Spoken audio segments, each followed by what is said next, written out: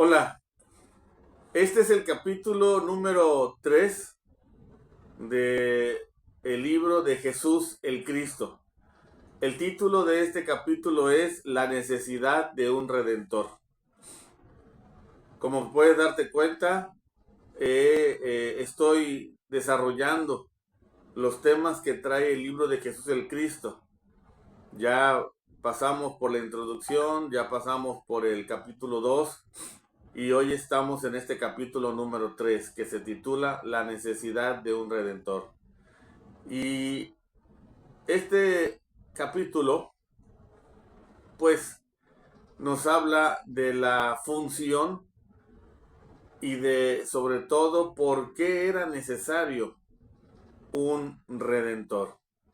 Y entonces el capítulo, este capítulo inicia recordando que todos venimos a esta tierra después de haber sido creados espiritualmente, pero que al venir a esta tierra venimos con un albedrío, con una libertad de escoger lo que quisiéramos hacer. En función a esa libertad, pero también en función a lo que había en este mundo, en ocasiones nos íbamos a equivocar al elegir. Es decir, de acuerdo a las enseñanzas de las Escrituras, en ocasiones nos íbamos a confundir y nos íbamos a equivocar. Algunas veces equivocaciones leves y en otras equivocaciones más graves. Algunas con consecuencias menores, otras con consecuencias mayores. Y me refiero precisamente a elecciones malas, pero obviamente también íbamos a tener elecciones buenas. Buenas y malas, otra vez, de acuerdo a el canon que son las Escrituras.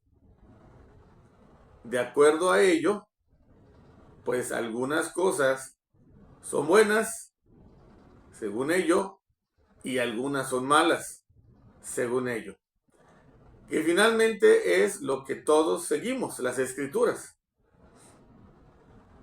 Y obviamente, bueno, cada país tiene su constitución. Y ahí también está lo que se debe hacer y a lo que tenemos derecho y a lo que no tenemos derecho que hacer. Entonces, ya estando aquí, puestos en esta tierra, nos íbamos a equivocar. Y el asunto es que de acuerdo a la perspectiva eterna, esas decisiones equivocadas nos iban a desviar del camino que nos llevaría de regreso al hogar celestial. En ese entendido, el Padre Celestial dijo, bueno, ¿qué se puede hacer?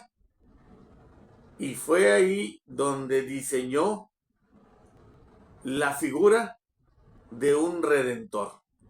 Déjenme compartirles un poquito lo que dice el libro como tal.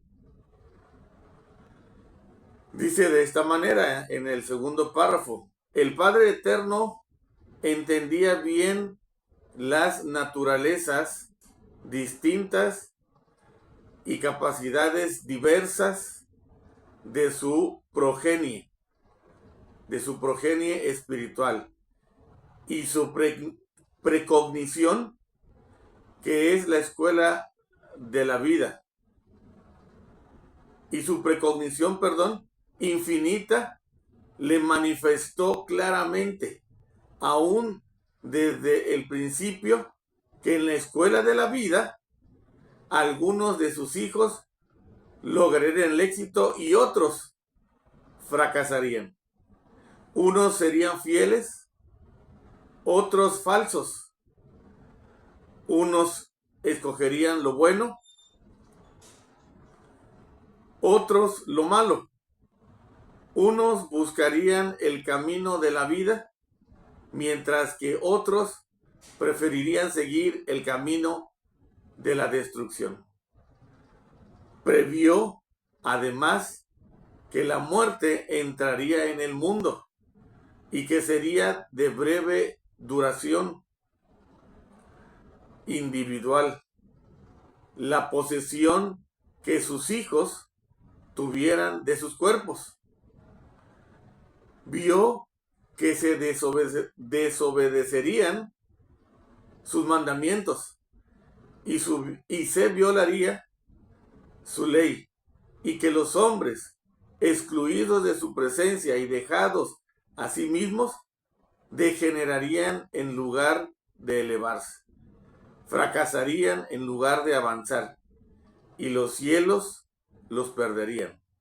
Fue necesario que se proveyera un medio de redención con la ayuda del cual el hombre errante pudiera hacer una reparación y, cumpliendo con la ley establecida, lograr la salvación y finalmente la exaltación en los mundos eternos.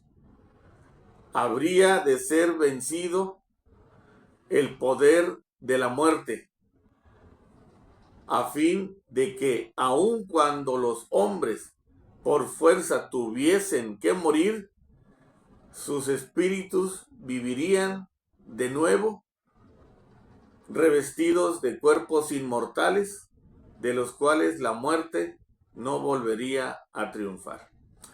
Entonces, Dios previó todo esto, el Padre Celestial, y entonces manda un Redentor. De esta muerte de la cual habla aquí es la muerte física.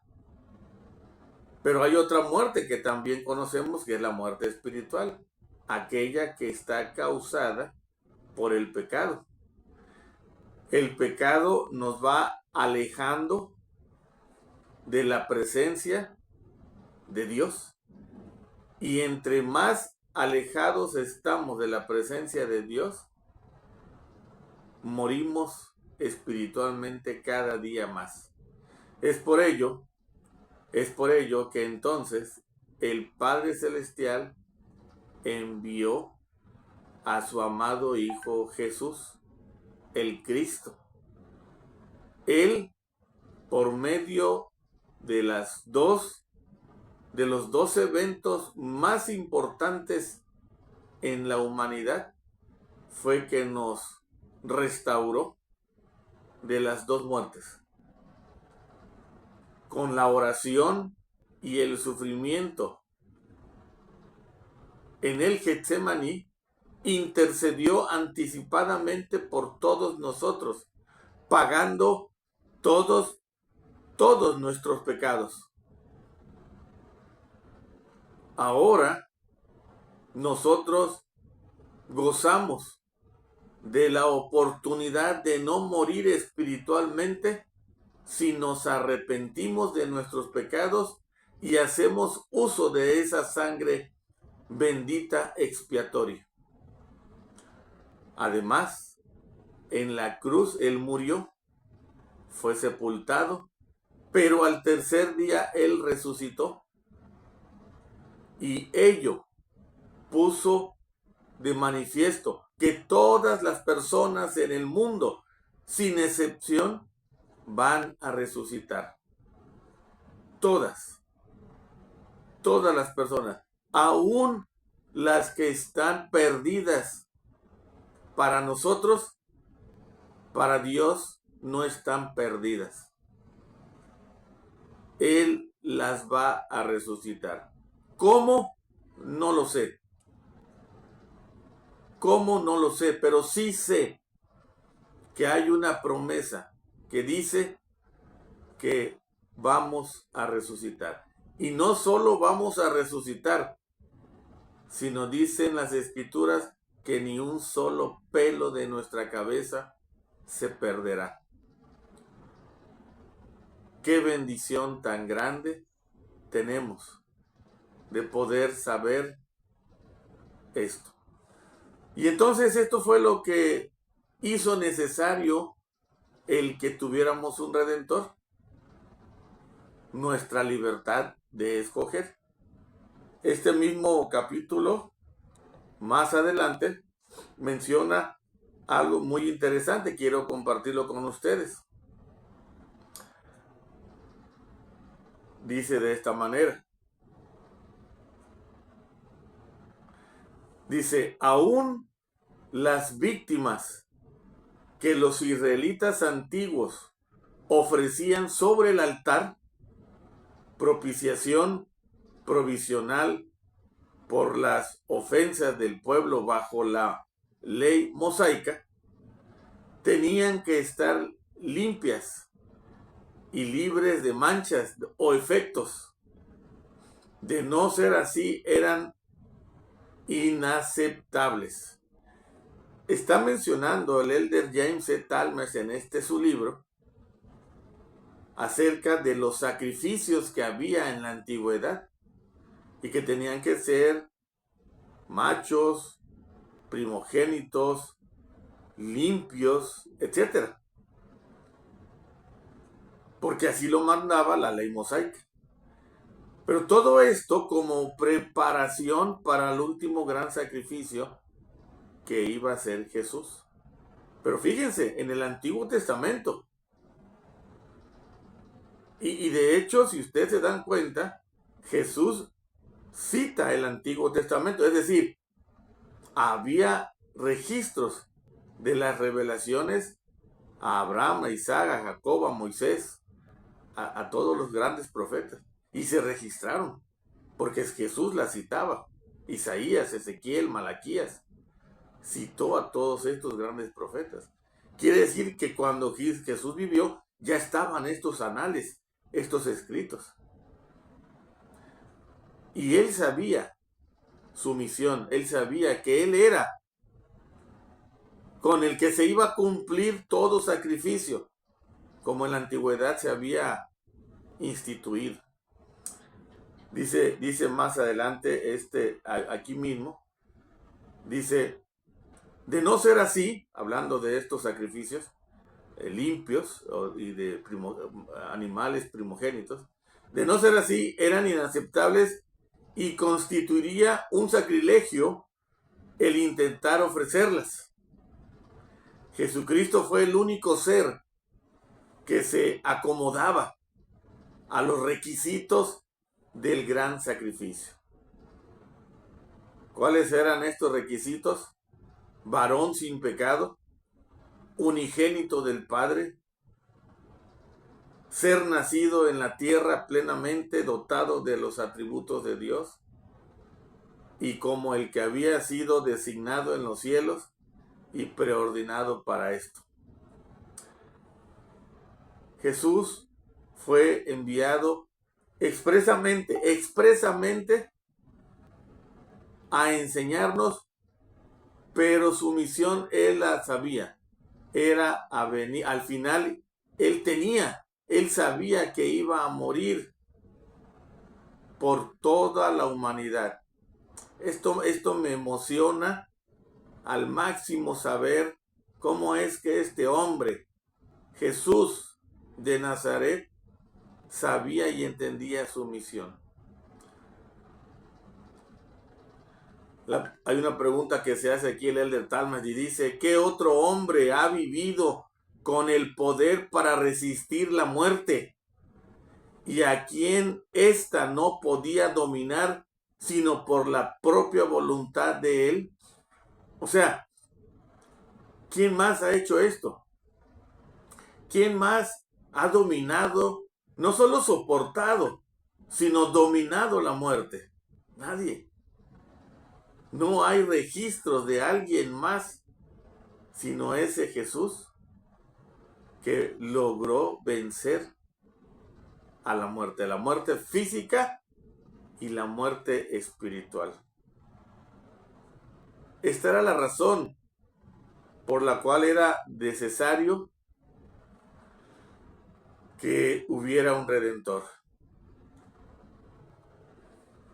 Los apóstoles, dice el libro, que los apóstoles de la antigüedad enseñaron la doctrina de la resurrección universal. E igual cosa hicieron los profetas nefitas. Y las revelaciones consiguientes a la dispensación actual confirman el mismo asunto. Bueno, Elder Talmash nuevamente da su testimonio de que la resurrección se iba a dar.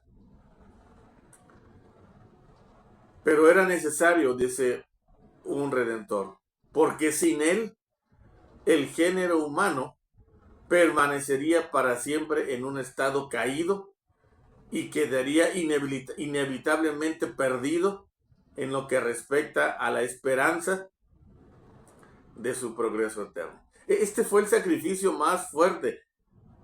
Algunos historiadores y conocedores y líderes de las iglesias afirman que el dolor más fuerte que él sufrió no fue en la cruz, sino fue en el Getsemaní, donde soportó la sangre brotando por sus poros.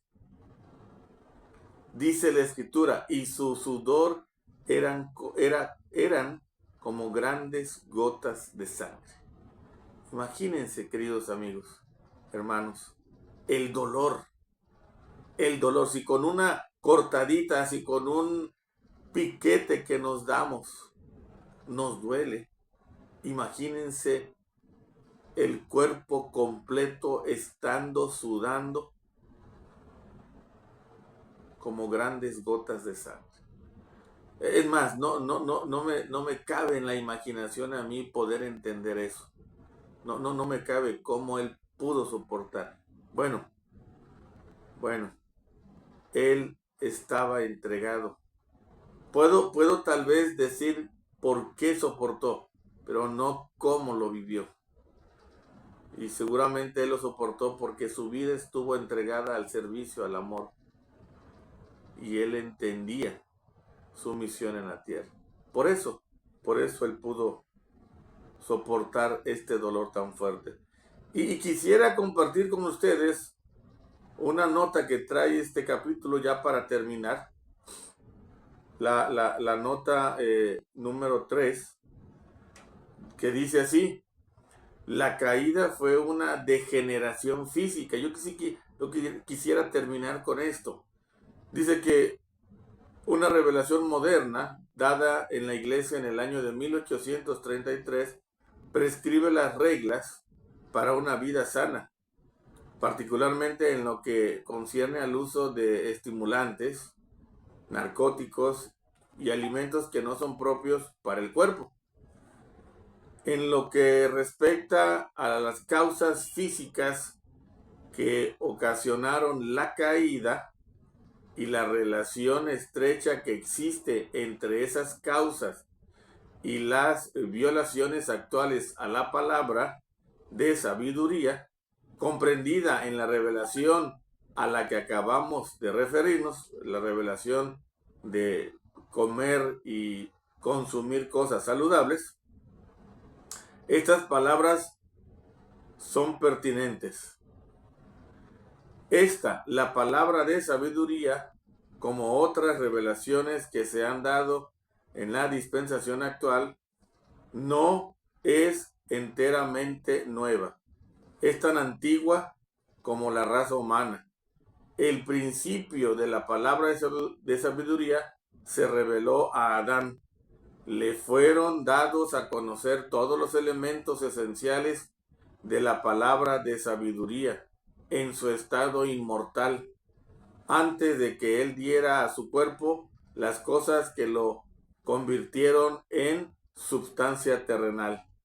Fue amonestado sobre esta práctica en forma precisa. Se le dijo que no tratara a su cuerpo como objeto de tormento. No le fue dicho que lo considerara como el fakir hindú ha llegado a tomarlo, ni que lo estimara como cosa que ha de ser condenada por completo. Pero sí le fue dicho que no diera a ese cuerpo ciertas cosas que había alrededor de él. Le fue advertido que si lo hacía, su cuerpo perdería el cuerpo que entonces tenía de vivir para siempre y quedaría sujeto a la muerte. Le fue indicado, como os ha sido indicado a vosotros, que hay mucha fruta buena que podemos cortar, comer y saborear. Creemos en disfrutar de alimentos buenos, creemos que Dios nos ha dado todas las cosas buenas. Creemos que disfrutar todo lo posible de nuestros alimentos y por tanto debemos evitar la glotonería, así como el ser extremosos en todos nuestros hábitos de comer. Y como le fue dicho a Adán, en igual forma nos es dicho a nosotros: no toques estas cosas, porque el día en que lo hagas será acortada tu vida y morirás. Qué interesante, ¿no? Reflexión sobre realmente la caída de Adán. Muchas personas piensan que la caída de Adán fue un acto sexual, pero no fue así.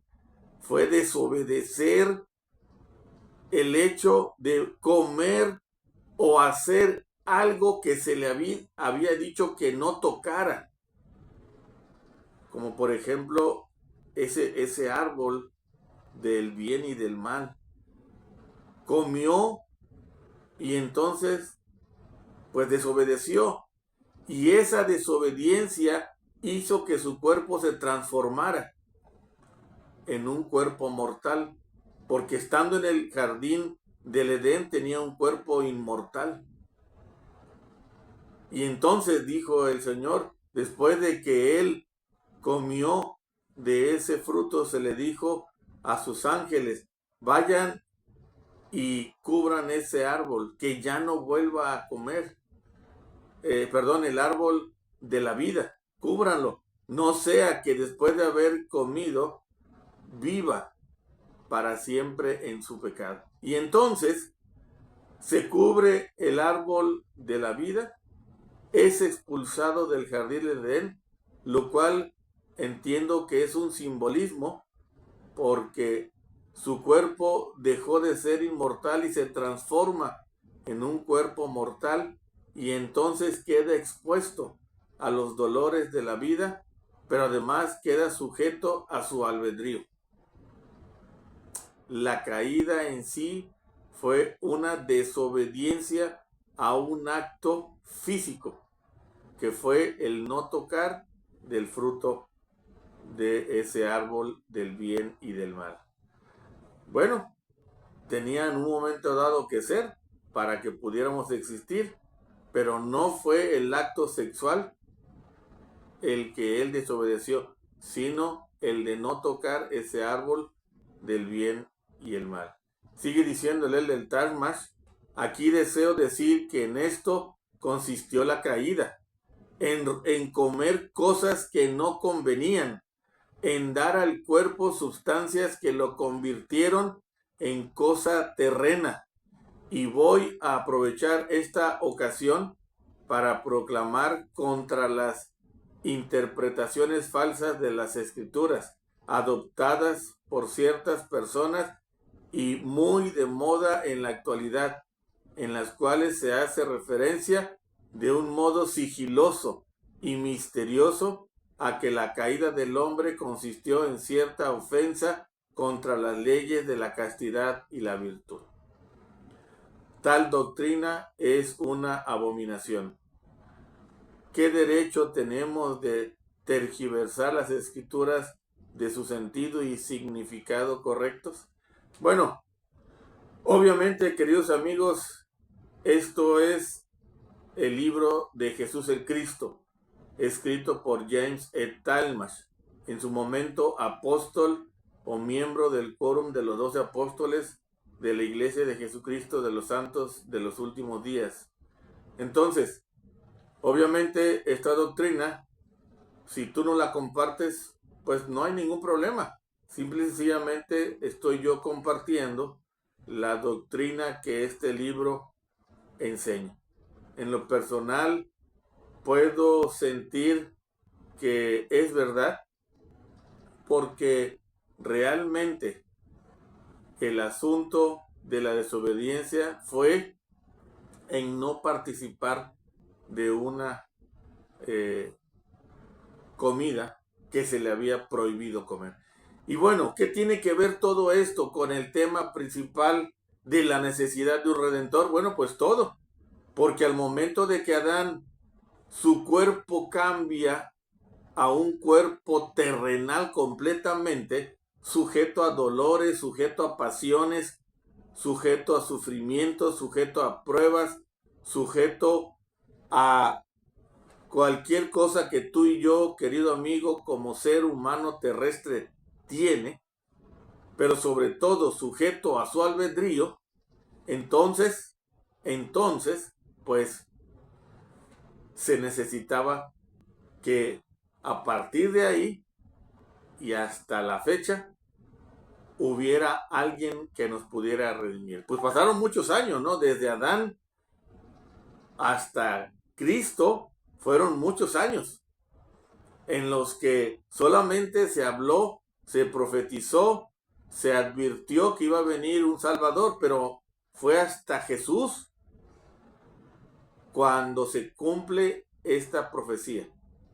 Otra vez, como una necesidad de que Él viniera para redimirnos, no del pecado de Adán, sino de nuestros propios pecados, que por tener un cuerpo que puede elegir, se va a equivocar. Queridos amigos, este es el capítulo 3 del libro de Jesús el Cristo. Yo te invito a que leas el libro completo si puedes. Y si no, pues sígueme. Cada semana estoy sacando un capítulo. Vamos en el capítulo 3. Hay otros 2 capítulos previos, el 1 y el 2. Puedes buscarlos en mi canal. El canal de YouTube Hablemos de Cristo. Búscalo y búscalos y si gustas puedes verlos. Duran más o menos lo mismo que este. Y vamos a seguir durante varias semanas publicando uno de los capítulos. Como cada uno de los capítulos, me ha gustado mucho también y espero que también tú lo disfrutes. Te lo comparto y te deseo excelente día, que tengas éxito en tus actividades, que te vaya muy bien, que seas feliz y que seas muy, muy bendecido por Dios. Hasta pronto y nos vemos en el próximo video.